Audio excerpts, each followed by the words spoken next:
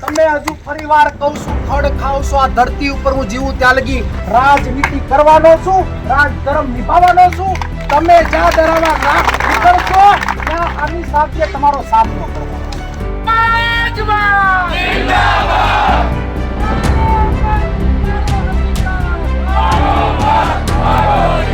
Phone switch off કરી ના બાકી દો. મરદના દીકરાઓ તો નામની મારતા.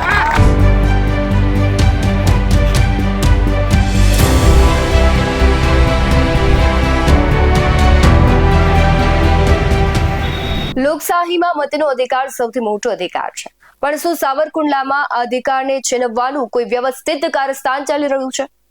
એસઆઈઆરની કામગીરીમાં ફોર્મ નંબર 7 ભરીને હજારો મતદારોના નામ કમી કરવાના મામલે પૂર્વ ધારાસભ્ય પ્રતાપ દુધાતે રણશીંગું ફૂંક્યું છે. ભાજપના ધારાસભ્યના કાર્યાલયે ગાંધીગીરીથી લઈ પ્રાંત અધિકારીને ધગધગતી રજૂઆત સુધી તથા સાવરકુંડલાની સડકો પર જનશક્તિનો મિજાજ સાવરકુંડલામાં જોવા મળ્યો. નમસ્કાર, ગુજરાત BS9 ટીવી ન્યૂઝમાં આપની સાથે હું ભગવતી વિશાવડિયા. સાવરકુંડલા નગરપાલિકાનું પટાંગણ જનમેદનીથી ઉભરાયું હતું. નિમિત્ત હતું એસઆઈઆરની કામગીરીમાં મતદારોના નામ કમી કરવાનું કથિત કારસ્તાન. કોંગી નેતા પ્રતાપ દુધાતે કોઈનું નામ લીધા વિના આકરા પ્રહારો કર્યા. તેમણે કહ્યું કે ન ભાઈમાં ને ન બાઈમાં. તેમણે આવા શબ્દોનો પ્રયોગ કર્યો અને દુધાતે સ્પષ્ટ કર્યું કે તેઓ રાજનીતિની સાથે રાજધર્મ નિભાવવા મેદાને પડ્યા છે. મતના અધિકાર પર તરાપ મારનારા તત્વો સામે તેમણે ખુલ્લો પડકાર ફેંક્યો હતો. સાથે તેમણે કહ્યું કે લડાઈ માત્ર ભાષણો સુધી સીમિત નહોતી. આરટીઆઈ મારફતે મેળવેલા 45 વ્યક્તિઓના લિસ્ટ અને 8069 જેટલા નામ કમી કરવાના ફોર્મ લઈને દુધાત રેલી સ્વરૂપે નીકળ્યા. આશ્ચર્ય ત્યારે સર્જાયું જ્યારે આ રેલી સીધી ભાજપના ધારાસભ્ય મહેશ કસવાલાના કાર્યાલય પહોંચી. ધારાસભ્યની ગેરહાજરીમાં તેમના પીએને ફૂલ આપીને પ્રતાપ દુધાતે ગાંધીગીરી કરી અને ભગવાન સદબુદ્ધિ આપે તેવી સલાહ આપી. ત્યારબાદ વિશાળ જનમેદની સાથે તેઓ પ્રાંત કચેરીએ પહોંચ્યા હતા. પક્ષના બેનર વિના માત્ર મતાધિકારોના હક માટે જ લડતા દુધાતે પ્રાંત કલેક્ટર રજેલ પટેલ સામે સવાલોનો મારો ચલાવ્યો. 8000 થી વધુ ફોર્મ આપી ગયું કોણ તેવો સવાલ પણ કર્યો. સાથે જ તેના સીસીટીવી ફૂટેજ ક્યાં છે? આ તમામ નામાવલી પ્રસિદ્ધ કરવાની માંગ સાથે દુધાતે હાઈકોર્ટ અને સુપ્રીમ કોર્ટ સુધી જવાની ચીમકી પણ આપી. બીજી તરફ પ્રાંત કલેક્ટરે પણ ખાતરી આપી છે કે કોઈના નામ ખોટી રીતે કમી નહીં થાય અને પૂરી ચકાસણી કરવામાં આવશે. સમગ્ર ઘટનાના જે વિડીયો સામે આવ્યા છે તેના પર નજર કરીએ. મીડિયાના માધ્યમથી એટલું તો ઈઆરઓ તરીકે અહીંયાનો મામલતદાર હોય કે હું હોઉં કે કોઈ પણ ઓફિસર હોય કે બીએલઓ હોય, કોઈ પણ સાચો વ્યક્તિનો ખોટી રીતે ના એ નહીં જાય એ તમને હું પ્રોમિસ બાંધી આપું.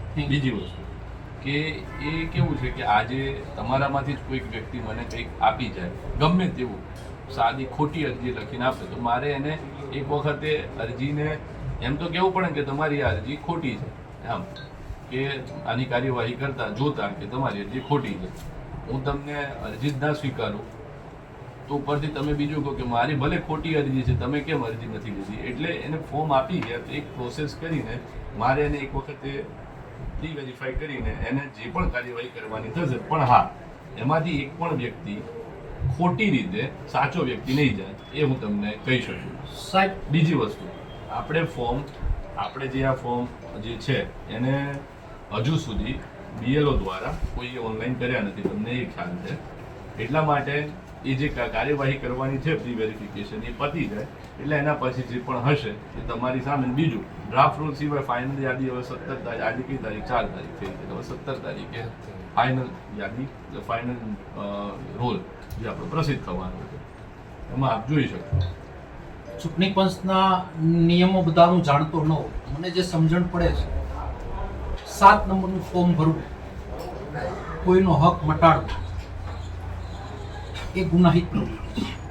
ગુનાહિત પ્રવૃત્તિ કરતા પહેલા જે વ્યક્તિ હોય, બહાર ગામની વ્યક્તિ બહાર ગામ મત મટાડી દે એ ખતરો થયો, એ હિમ પ્રયાસ થયો. આ ફિગરો 8069 એ મને કલેક્ટર ઓફિસથી મળેલા ફિગરો, આ મારા ફિગરો નથી. આ જનતાનો સમય બગડે, મતદારોનો સમય બગડે, સ્ટ્રેસમાં આવીને એ લોકોને આમાં ટાઈમ આપવાનો, એના મહેનતાણાનું શું? 8069 એક જ વ્યક્તિ તમને ફોર્મ આપી જાય છે, જ્યાંથી પણ આવ્યા, જ્યાંથી પણ કાવતરું થયું, તમારો સમય બગડે, આ વિસ્તારની કામગીરી બગડે, એ સમયનું શું? ફરી વખત આવો અખતરો ન થાય. એના માટે શિક્ષાત્મક પગલાં આપના મારફત ભરાય એ ખૂબ જરૂરી છે.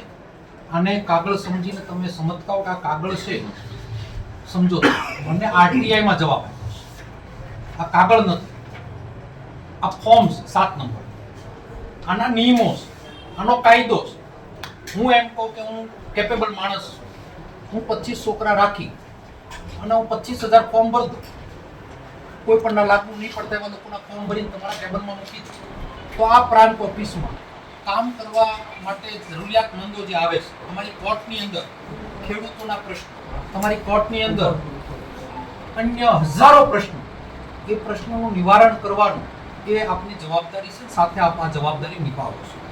એ સમય જે બગડે છે એ સમયના મૂલ્યનું શું?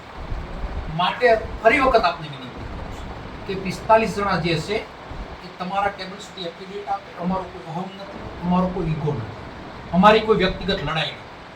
એની એફિડેવિટો મંગાવી અને અમને જો તમે ફાઇલ આપશો તો અમને કંઈ એમાં બીજું કોઈ અમારી દુશ્મની નથી. પણ એ લોકો એવા સમજતા હોય કે અમે તુરમ ખાન છે, સરકાર અમારી છે, અથવા અમે સત્તાના જોરે કંઈ પણ કરી લેશું, તો આ વાતનો જવાબ સુપ્રીમ કોર્ટના દરવાજા સુધી જશે, એમાં કોઈ શંકા નથી. આ કોઈ પાર્ટી લડતી નથી, આ બધા વ્યક્તિઓ લડે છે. અને આ માનવ સાંકળ આ વિસ્તારમાં ખૂબ મોટી બનશે. ફરી વખત આપને વિનંતી કરું છું કે એ લોકોની એફિડેવિટો મંગાવો અને એની ભૂલ એ સ્વીકારે તો અમારો કોઈ પ્રશ્ન ઉપસ્થિત થતો નથી. જો એ ભૂલ નહીં સ્વીકારે તો હું હાઈકોર્ટ સુપ્રીમ કોર્ટ સુધી જઈશ અને એના આધાર પુરાવા મારા પાસે છે. ધન્યવાદ. Thank you. બાબતે બિહારથી આ વાત ઊભી થઈ કે વોટ ચોરી થઈ રહી અને આના ઉપર સારા નિષ્ણાંતોએ અભ્યાસ કર્યો. સ્વીકારવા કોઈ તૈયાર નહોતું. એસઆરની કામગીરીમાં સરકારના નિમણૂક પામેલા બીએલએ એ વિસ્તાર વાઇઝ જઈ આખા એક ગુજરાતની અંદર કામગીરી કરી અને એક વ્યક્તિને ઢંઢોળવાનો પ્રયત્ન કર્યો. મેપિંગ પદ્ધતિથી 2002માં જે પરિવારનું નામ હોય એ નામના પરિવારને મતદાર યાદીમાં સમાવેશ કરવો. પુરાવા ન આપે તો 13 પુરાવા એ લોકોને મેપિંગમાં નામ ન આવે તો 13 પુરાવા આપો તો તમારું મતદાર યાદીની અંદર નામ આવે. આ ચૂંટણી પંચની ગાઈડલાઇન્સ. પ્રથમ ચરણ એનું પૂર્ણ થયું. કલેક્ટર ઓફિસની અંદર મીટિંગમાં જ્યારે ડ્રાફ્ટ મતદાર યાદી તૈયાર થઈ એની પ્રસિદ્ધિ કરવામાં આવી, ત્યારબાદનો 1 મહિનામાં 6 નંબરથી નવા ફોર્મ તમે જોડી શકો કે નવા મતદારો યાદી કરી અને દાખલ કરી શકો અને 7 નંબરથી તમે મતદારોને કમી કરી શકો. આ એક આજથી નહીં વર્ષોથી ચાલતી પ્રક્રિયા છે. આની અંદર 16 તારીખ સુધી મતદાર યાદીમાં સાવરકુંડલાના 65 મત 65 મત એ 7 નંબર ફોર્મથી ભરાણા. રોજે રોજનું અપડેટ એ અમારી ટીમ મારફત લેવાતું હતું. કલેક્ટર ઓફિસની પ્રસિદ્ધ થયેલી યાદીમાં 16 તારીખે 65 મત બતાવે અને 20 તારીખે 8,069 મત બતાવે. આ હું નથી કહેતો, આ કલેક્ટર ઓફિસની અંદર મતદાર યાદી જે પ્રસિદ્ધ થાય ત્યાંથી કહેવામાં આવે છે. અમુક એના રોબોટો સોશિયલ મીડિયામાં વહેતું કર્યું. મેં આગળ સંદ્રેશભાઈ જોયું કે ફરિયાદ દાખલ કરવા માટે અમુક વર્ગને મદદ કરવા માટે અમુક વર્ગ માટે કામગીરી આગેવાનો કરે છે. આ કામગીરી અમે કરીએ છીએ. 18 વર્ણના મત મટાડવાનું તમે પેતરો કર્યો છે અને એના કાચા સિક્કા આરટીઆઈ થી તમારા બાપે મને આપી દીધા છે ને તમારા બાપ સોશિયલ મીડિયામાં માપમાં રહેજો. એને પણ બધાને ભોગવવાનો વારો આવશે. તમારે લોકશાહી પ્રણાલિકાથી લડવું હોય તોય મારી આ ટીમ તૈયાર છે.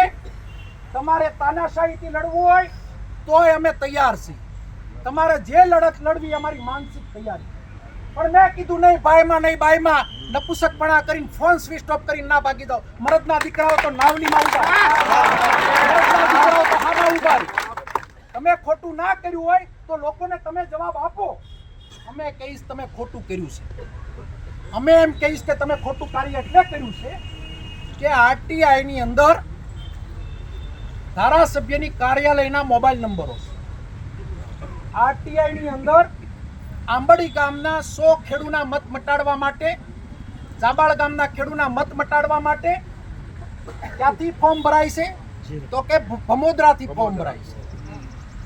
અને ફોન ઉપર અમારા લોકો વાત કરે છે તો એ મારા દીકરાઓ એમ કહે છે કે થાતું કરો. થાતું અમે ગાંધી સિંધા માર્ગે હાલવા માંગીએ. થાતું કરાવવું હોય તો કઈ અમે, મેં કીધું એમ, નહીં ભાઈમાં નહીં બાઈમાં નથી, અમે મરદ સહી, અમે ભાઈ બાઈમાં નથી. કાન ખોલીને સાંભળી લેજો. 5 દિવસમાં જેટલા લોકોને એમ લાગતું કે અમારી ભૂલ પડી છે, એફિડેવિટ કરીને એ પ્રાંતમાં આપે, નહીં તો કાયદાકીય લડત લડવા માટે એની માનસિક તૈયારી રાખે. નંબર 1. નંબર 2, ખોટી રીતે 7 નંબરના ફોર્મનો કંઈ પણ ઉપયોગ થયો તો અહીંયાથી પ્રાંત હોય, કલેક્ટર હોય, અહીંનું તંત્ર હોય, એની પોલીસ હોય, એની બધી માનસિક તૈયારી રાખે. ક્યાં સુધી આ લડાઈ જશે એનો કોઈ એન્ડ નથી. આ 7 નંબરના ફોર્મ તાત્કાલિક ધોરણે રદ થાય, અમારી પહેલી માગણી. બીજી, જેટલા લોકો 5 દિવસમાં એફિડેવિટ ના આપે એ 7 નંબરની કલમ જે લાગેલી છે કે એને સાબિતી આપવી પડે કે હસુભાઈ બગડા મતદાર નથી, તો એનો મતનો 7 નંબરનો ફોર્મ એને પ્રૂવ કરવું પડે. પ્રૂવ ન કરે તો કાયદાકીય કલમ પ્રમાણે એને 1 વર્ષની સજા છે. અને એ સજાના ભાગરૂપે એની ઉપર એફઆઈઆર દાખલ પ્રાંત અધિકારી મારફત પોલીસ તંત્ર પણ કરે. માગણી મૂકીએ છીએ. આપણે ગાંધી સિંધા માર્ગે સૌ સાથે મળી અને પ્રાંતને ઢંઢોળવાનો પ્રયત્ન કરશું. એક પણ વ્યક્તિ, એક પણ વાત નબળી નહીં કરે. અને મેં જે વાત કરી છે એ વાત ઉપર મક્કમતાથી આ લડાઈ આજથી અમે મંડાણ કરીએ છીએ. અને આ કામ જ્યાં સુધી 7 નંબરના ફોર્મનું રદ ના થાય ત્યાં સુધી વ્યક્તિની લડાઈ સૌ સાથે મળીને આપણે લડવાના છે. માટે આપણે ફરીવાર કહું છું કે જોગીદાસ બાપુનું નામ રોશન રહે એવા ખુમારી વંતા કામ કરો. તમે અહીંયા કામ કરવા આવ્યા છો, લોકોના દિલ જીતીને તમે રાજકીય આગેવાની કરો. તમે નબળાઈ કરશો, તમે ખોટું કરશો તો તમારી સાથે ક્યારેય કોઈ પણ વાત, કોઈ વાર્તાલાપ થશે નહીં. અને મેં 45 જણને કીધું એ પ્રમાણે શાનમાં સમજી જાય, તાગાગુલી કરે નહીં, કોઈને કહે નહીં કે અમારી સાઈન નથી. તમારી સાઈનનો તમે લોકો ફરિયાદ દાખલ કરો. રહી વાત કોંગ્રેસ ભાજપની, ઇલેક્શન આવશે ત્યારે લડી લેશું. લડીશી, લડતા તા લડતા રહેવાના છે. માટે અહીંયાથી આપણે સૌ સાથે મળીને આવેદન આપશું અને 7 નંબરના ફોર્મ તાત્કાલિક ધોરણે રદ થાય એવી વિનંતી સાથે આભાર. પ્રતાપ દુધાત કહી રહ્યા છે કે આ લડાઈ માત્ર કોઈ એક જ્ઞાતિ કે ધર્મની નથી. લઘુમતીથી લઈને તમામ સમાજના નામ કમી કરવાના પ્રયાસ સામે દુધાતે સોશિયલ મીડિયામાં ફેલાતી ભડકાઉ પોસ્ટનો પણ વિરોધ કર્યો.